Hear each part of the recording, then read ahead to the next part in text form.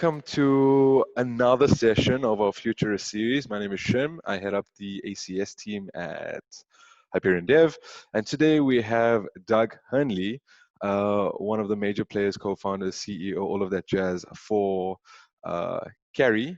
And what I'm going to do is I'm going to let Doug introduce himself, and yeah, we're gonna kick off the session. Hope you guys are excited. Cool, great, and thanks for having me, Shim. Hopefully we'll have an interesting conversation about how tech can potentially change the world. My background, I've been working in the school space for the past decade, building a whole bunch of technology solutions for schools, whether that be messaging platforms or education platforms, originally starting to look at how can one teach people better using mobile phones.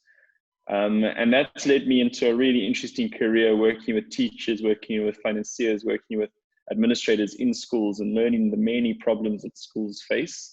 The last 4 years we've spent building a really interesting payments platform for parents and schools, and really just looking at a way for parents to make easier payments to schools. And how it came about, I was prior to building Karri, we were building a communication business in schools. So really a better way for schools to message parents about all the things that happen, perhaps the activity at schools being cancelled, the cricket games being rained out, and you need to let your parents know that the kids need to be collected at 3, not 4.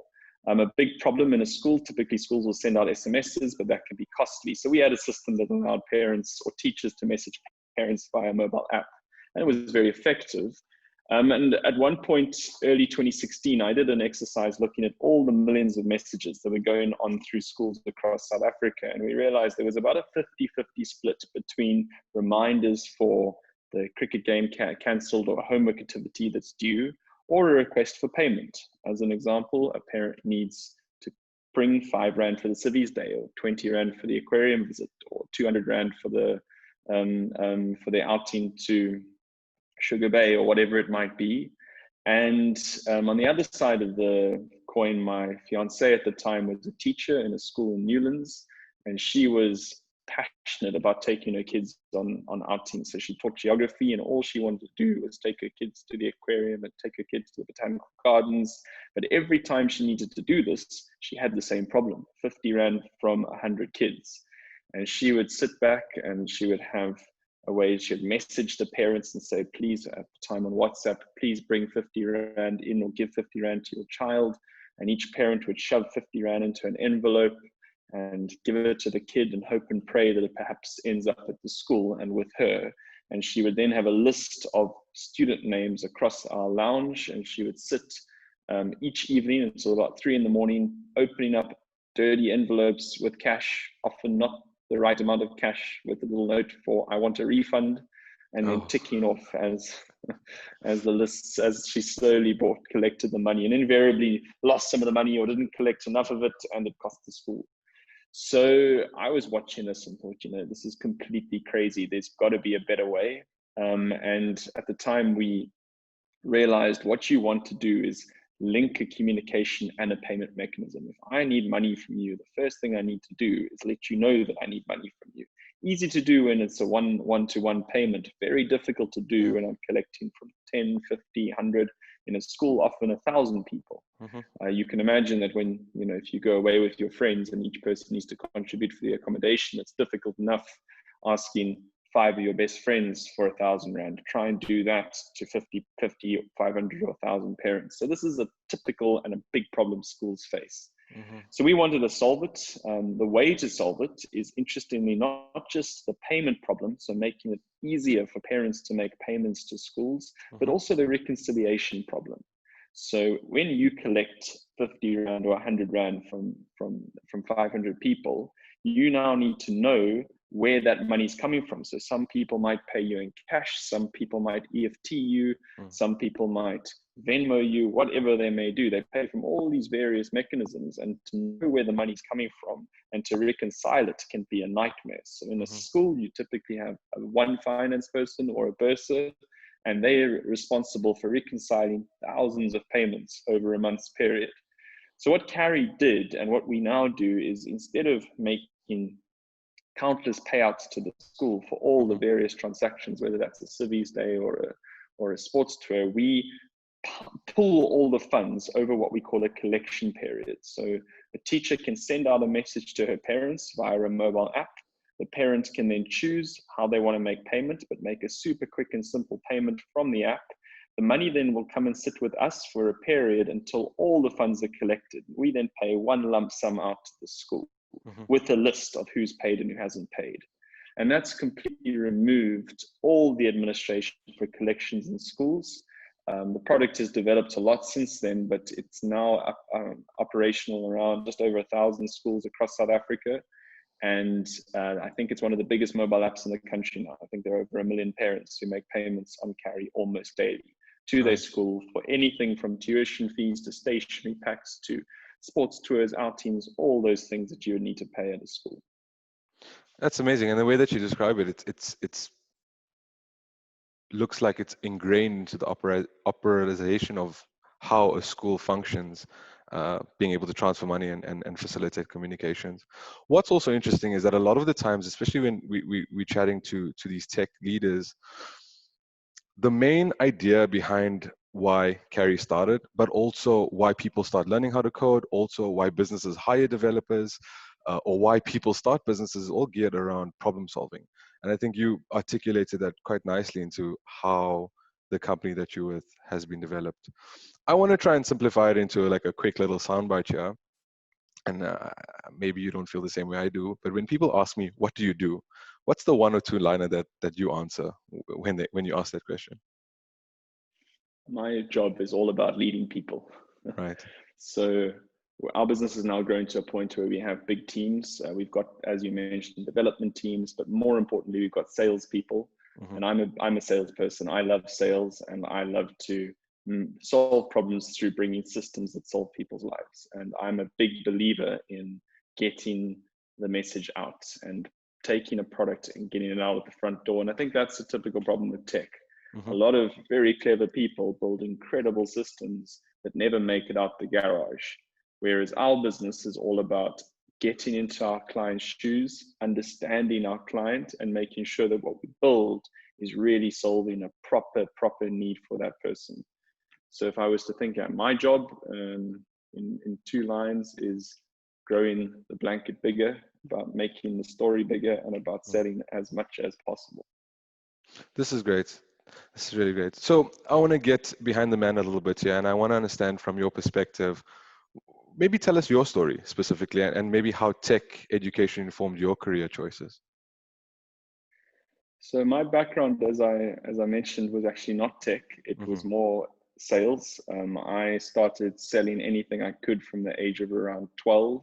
And the beauty about sales is if you are able to take a product, mark it up a little bit, and take it to someone else, you can make yourself quite a lot of money. So I sold little bracelets when I was at school. If you remember, it was the days of, back in the days of Lance Armstrong's yellow bracelets that they would sell. I thought, isn't there an opportunity at my high school to create blue and white bracelets in the same style or the same colors that my school brand was, and put the school name on the bracelet and then sell it to my mates. And I realized you could buy 10,000 or 20,000 cheap bracelets from China for about 2 Rand, and friends of mine would buy them for 20 Rand. And there's a really good margin in the to be made out of bracelet sales. I started to sell a lot of these bracelets to my friends because as soon as they popped out into the school, everybody wanted one, and quickly sold 1,000 and 2,000 bracelets. The problem, I ended up with few friends because these bracelets didn't last long and they all needed to replace them weekly. But I think I also learned the massive lesson about margin. And I think that's something that a lot of people don't necessarily understand. And maybe it's too early to kind of jump into it, but let me give you a little kind of analogy of how it works. If I want to sell something for 100 Rand and my cost price is 20 Rand, so like my bracelet, sell it for, kind of pay 20 Rand per bracelet and sell it for 100 Rand, I'm making 80 Rand gross profit. Now an international business comes and approaches me and says, I want to now buy your product for at a 50% discount. upfront, so so say my cost price is 10 Rand and I'm selling for 100 Rand, that means I'm sitting on a 90% gross profit. And if this international tech company wants to buy my product to a 50% discount, that would then mean that I would need to sell it for 50 Rand, my cost price remains 10 Rand, but my gross profit changes from 90% to 80%. So I still make the same amount, if not more money, even though I've discounted my product by 50%. So that was a lesson I learned in selling bracelets, and something we've applied to every business we've run since then. If you can keep your costs low and make as much margin in the product as possible, it's really hard not to be successful. So kind of how that would played out, I won a scholarship to study in Cape Town. I moved down to Cape Town to study finance. Reason being, I had back when I was at school, they used to do something called the share trading challenge, or I think it was the JSC share trading challenge between school students, and I'd won it, and it was the quickest and easiest money I'd ever made in my life. So I thought finance was an obvious choice, and I got a scholarship to study. So I moved down to Cape Town, and I fell in love with the wine industry. And once again, I figured out the power of margin in wine sales. And really what happened was I took over the university's wine club, and I realized a lot of students wanted to buy and drink wine, and I was spending quite a lot of money on drinking wine. And at one point when I was 19 years old, I got a phone call from a big winery in Stellenbosch, and they said to me, "We've got 1,000 cases of Chenin Blanc. We're selling it at 12 Rand a bottle. Would you like it?" And immediately I did the margin calculation, realizing I could probably sell wine at 35 Rand to 40 Rand, which is what you would buy it in Pick and Pay at the time in Johannesburg. So I thought, geez, this is a very good deal. Let me buy it. Not realizing how many cases 1,000 bottles, 1,000 cases of wine is. And I paid away my food allowance for the year and my rent allowance for the year, so I was left with exactly nothing and this huge order of wine. And the next day I woke up and it was someone ringing my doorbell, and I lived in a little 2-bedroom apartment in Rondebosch at the time. I walked downstairs and I opened the door, and there was this enormous delivery truck outside my apartment. I mean, huge. Picture kind of those big SAB trucks that go down Main Road, for those of you who live in Cape Town. And I walked to the back of the truck, and this lovely fella said to me, this driver, I said, "Well, which cases are mine?" And he said to me, no, Doug, the entire truck is yours." So I realized I was in a lot of trouble. This bloke and myself hoisted 1,000 cases into my student flat at the time, pushed the couch aside, pushed the TV aside, pushed the washing machine aside, and piled wine up to the roof, to a point where you couldn't even walk into the place. And that evening I realized I was now stuck with 1,000 bottles of kind of well priced, but 1,000 cases, which is about 6,000 bottles of really well priced, but really wine, and no money. And I opened up a bottle, drank a case of it, and realized I was in a lot of trouble, but very quickly thought I have to sell this.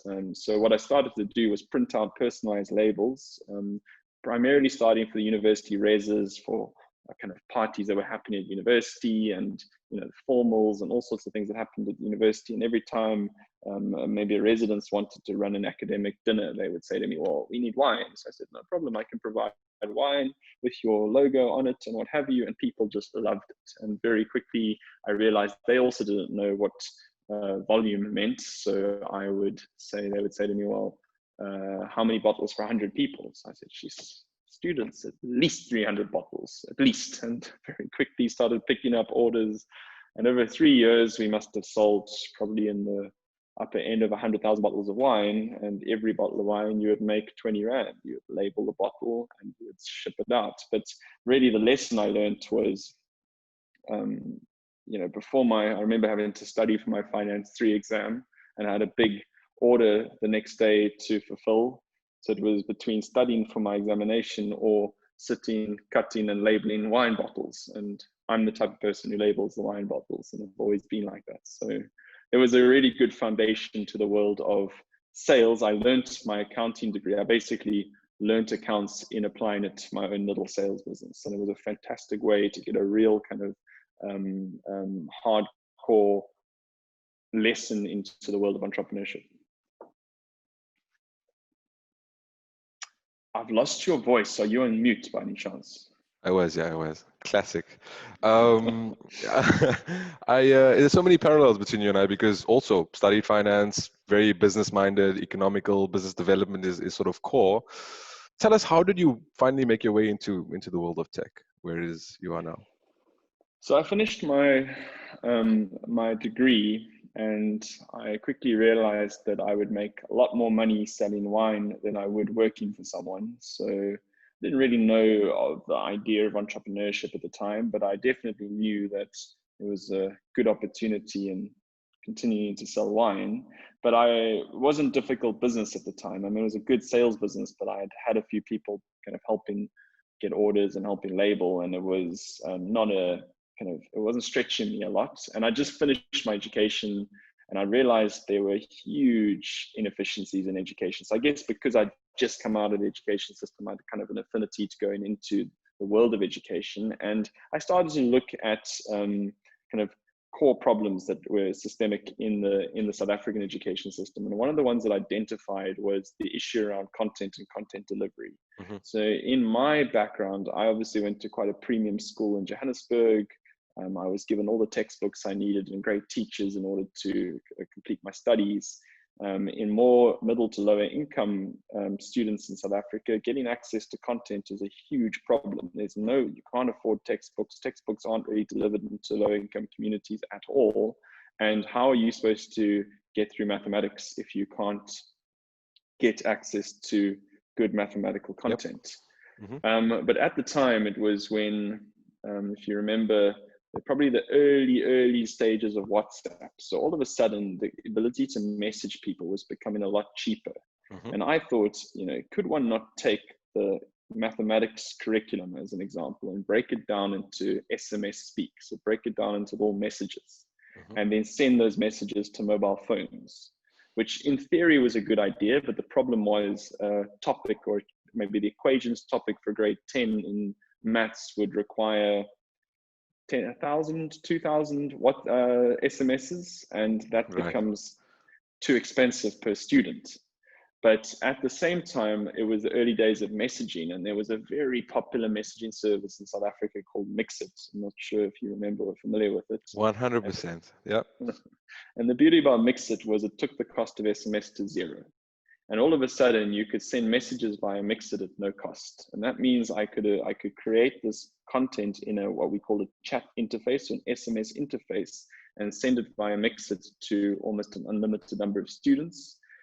Turns out it turned into a very, very, very popular experiment. We hired a bunch of teachers. We rewrote the maths and science curriculum into SMS speak. And then we allowed students to access the content via short message on Mixit. And the beauty about that, it was a user interface problem.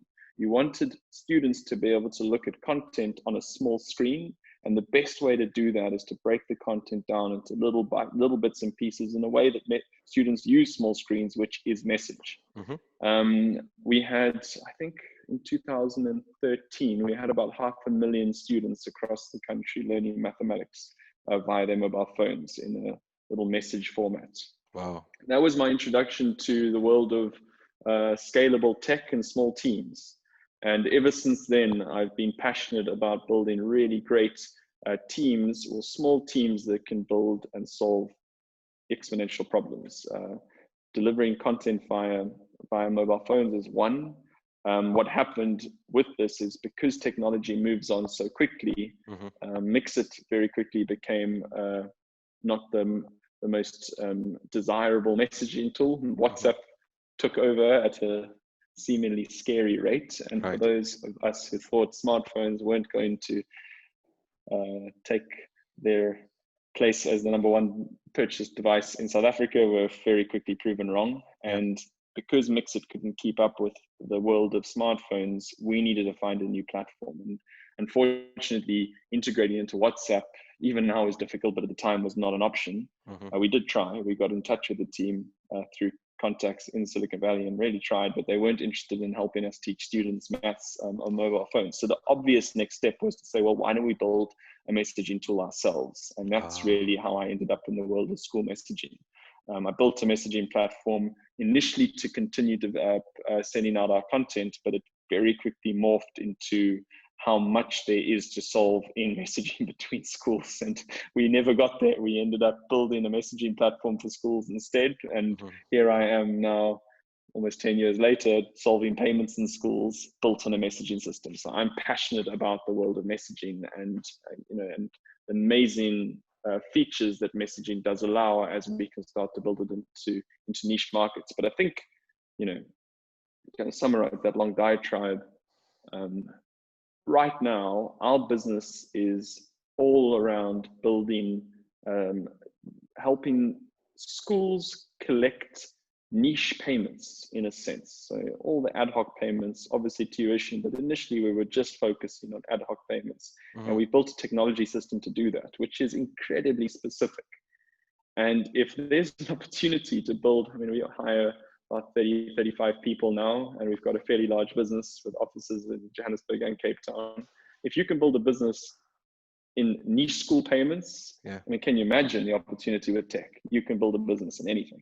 I think that's our big understanding. There's just really no end. And everyone looks at food delivery services and taxi services, but I keep thinking, well, what happens if you stop thinking of those two market segments and move into the niche places where there are big issues that no one has solved, and paying schools is one of them. Super valid, super valid. I think you very nicely articulated the importance of tech in your company, but also how you're using tech to solve problems, either in a niche space, but you call it a niche space. Education, who's going to value it? Like how is it more value than or transportation or food for that matter, right? So this is really awesome. Would you mind maybe just giving us a brief overview or description of, you mentioned 35, but how does your tech team look specifically within Karri? So our tech team was molded over time. We started with a small, young, energetic team who was able to build prototypes fast and prototype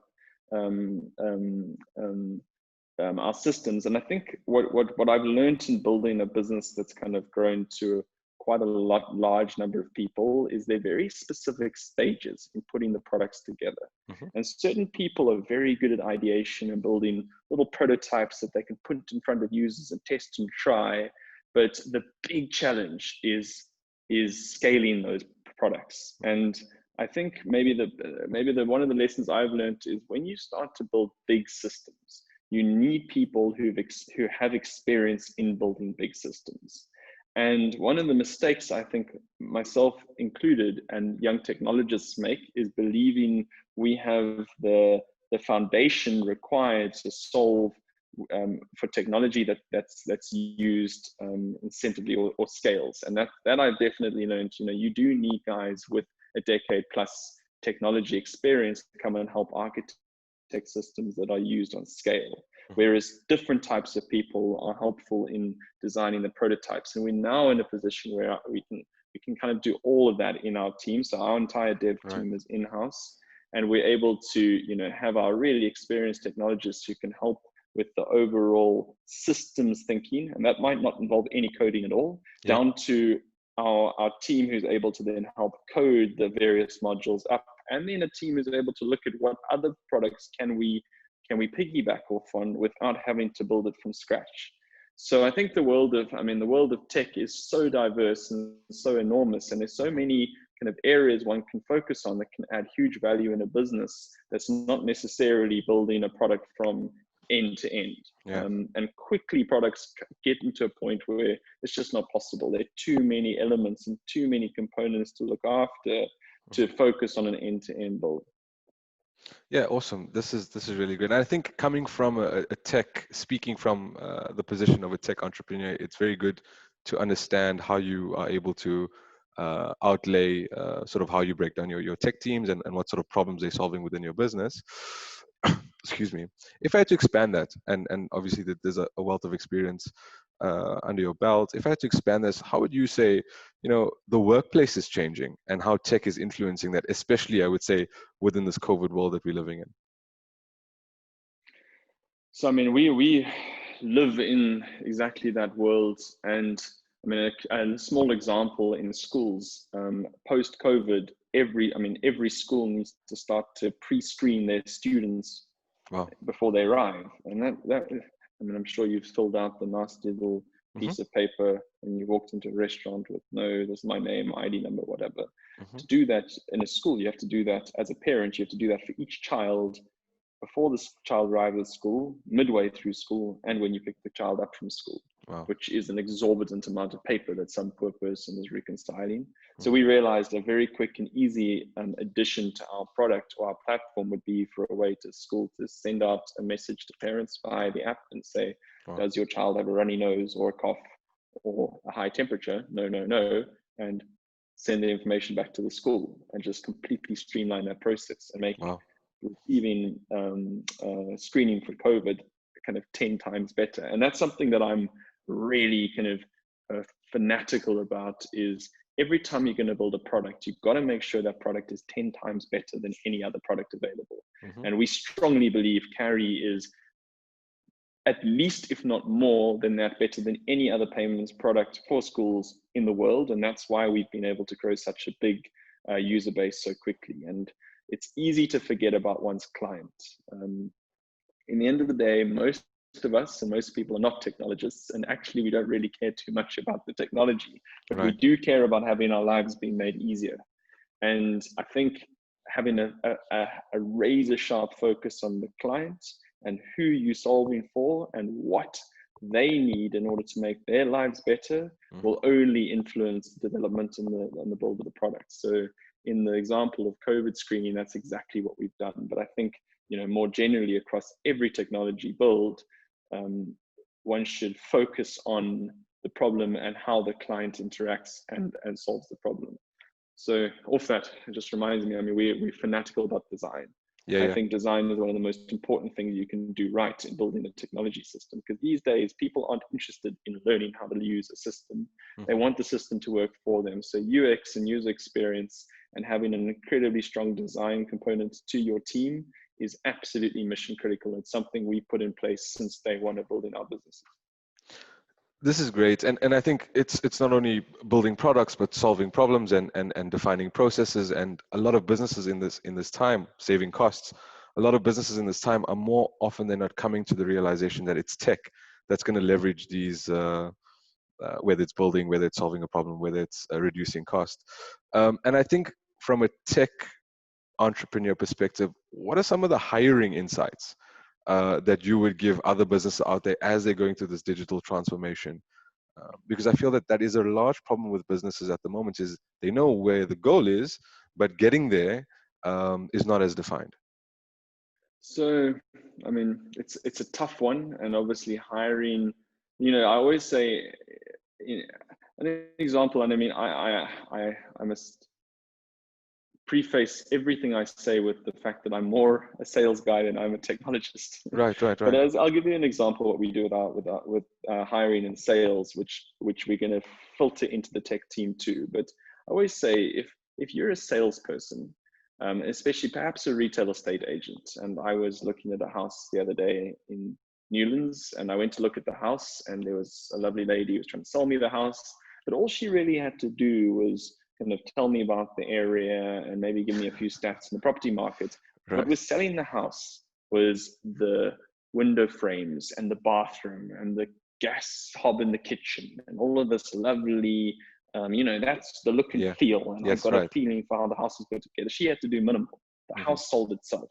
The problem with technology is there's no real thing to look at. And even when you demonstrate technology, people don't necessarily focus on your demo. So it's all up to the person selling the product. Hmm. And that person has to be able to effectively describe why this product is going to make such a big difference in your life. So one of the things we do in hiring salespeople is we get them to sell us WhatsApp without. So the pitch is, we don't know what WhatsApp is, Right. but you need to sell us WhatsApp. And it is fascinating. I mean, I've done this to hundreds of people now and seen how difficult, how people struggle to take a product that's had more than $1 billion in, or probably more, in technology spend in building this product, and how they can't tell you, even though they use it every day of their lives, they can't really tell you why it makes a difference in your life. That's crazy. And that's an amazing, I thought this has been such an amazing thought experiment, because, you know, the problem with my product, you know, I haven't spent nearly that amount in building it, but I could spend almost nothing on a competitive product and sell it better than most people could sell my products. And I always say to my guys and people end up joining our team, we have to be able to explain why this product is really going to make a difference in the lives of our clients, because our client doesn't have the house to walk around and see. They don't have the ability to check whether the kitchens are painted correctly or not. We've got to explain that. And that's the same in building it. So where this comes from in hiring developers, I think the challenge is if you come from a non-technical background, in a sense, the developers are putting the plumbing in. And there's no way to know whether that plumbing is beautiful copper pipes or is plastic that's going to rot in 3 months and there's going to be a flood in your backyard. And, you know, there are obviously tricks around this, but it's certainly something that we've had both massively positive experiences, but we've put a lot of plastic pipes and dealt with plenty of leaks across the years. And I think, you know, one of the big, you know, the tricks are, our business is all about finding the best people. So we don't hold back. We hire the best, and we're willing to pay for the best. And we try and create an environment that makes working for us really exciting. And I think one of the unique selling points of Karri as a product or a business to work for is we build our own product, as opposed to, you know, where a lot of maybe technology shops in South Africa end up building products on behalf of others. You end up being the person right at the end of the channel having to do something for someone that you don't necessarily care about or want to solve. For us, it's our product. We choose what goes into it. We choose what doesn't. So almost every person in the team can immediately see the product and makes a difference in someone else's life. And that is a bigger selling point than any other thing that we offer within our business. You made a very interesting comment about hiring the best, you know, and I think, how do you qualify that? How do you quantify what is the best? What is the best for Karri? According to what standards are you using? I wish I knew. Do you feel it? Is it a feeling? No. I mean, so we've got, I mean, you know, I think this is another thing you put in place over building a business, but now there's quite a, you know, we have quite a systematized recruitment process. So there's, you know, in whatever you want to, whichever departments you want to join in our business, first off, we try and hire from people that our business knows. So we're big believers in network and big believers in relationships. And if we have relationships through our team members or through partners, we try and hire through those relationships, because often we got a better sense of the person. But, you know, it's important to, you know, I mean, basics, do good reference checks on people. I'm amazed. I often speak to founders who just don't bother. They get a great CV. They think the interview went really well, and then they employ these people and they have no better sense as to what is their background, who are they the right culture fit? But more importantly, are those role plays? So like I gave the WhatsApp example, we do that in every aspect of our business. And as soon as you put someone on the spot and you really test, you know, how are they going to operate when they're in front of your client, or how are they going to operate when they're in front of your keyboard, you get a much better sense of the skill set in the person. So you would say the practical element, I mean, and I know that you're more so on the business development and expansion side, but I want to take it back to the technical part of recruitment, and please share with me whatever thoughts you have here. What would you value more? Is it more so the practical ability for that person to come in and excel, or is it, you know, is there a very stringent qualification requirement that you guys look towards? So again, it's very role specific, and that's where defining exactly what the what you're looking for is so important, and that's definitely a lesson we've learned over time. So before we, you know, often through the journey of building our business, we've kind of hired in a gut feel and thought we might need someone in a role that we didn't even know existed, and then we've kind of filled that role and then realized that maybe that person wasn't actually suited for that role. And I made that mistake a lot of times in saying, you know, finding a great person but putting them in the wrong role, and they've ended up doing a poor job. So instead, now we're very specific in defining exactly what it is you're meant to do in the role. in a technical environment, that could be an easy one, right?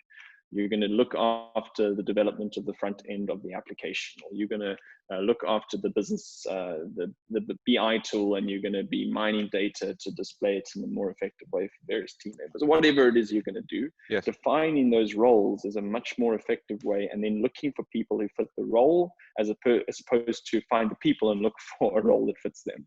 And it's a weirdly, it's a simple lesson we learned, but it's amazing how most small businesses make that mistake. We'll always find that people get excited about the people and then try and fit the role. We are now very systematized in terms of defining the role and then interviewing and finding people who fit the bill for that role. And the basic level, and then there are tools one can use. I mean, we use strength finders very effectively. We use enneagrams. We use a whole bunch of kind of profiling tools, not just to necessarily say I strongly believe in them. I do think it provides a basic understanding of what kind of drives myself, or what drives you, or what drives the person you're bringing in, and do those kind of traits work well for a role. If you're hiring for an accounting role, you probably want someone who's quite detail orientated. You don't want a person like me who can only think high level. So it's understanding those specifics and then matching the person to the role. And when you can get that right, you can get a really world-class team. Brilliant. Yeah, I think that's valuable feedback. So it's like practical skill sets, soft skill sets, and understanding that it's the role first and foremost, and you find a person to fit that instead of, I like that guy, he'd do well, let's make a plan. Oh, it's so easy to like the guy. Well, Doug, I must say thank you so much for your time. I think you've given us a lot of insights. And what I really liked about this is from the majority of business owners, to be frank, are non-technical.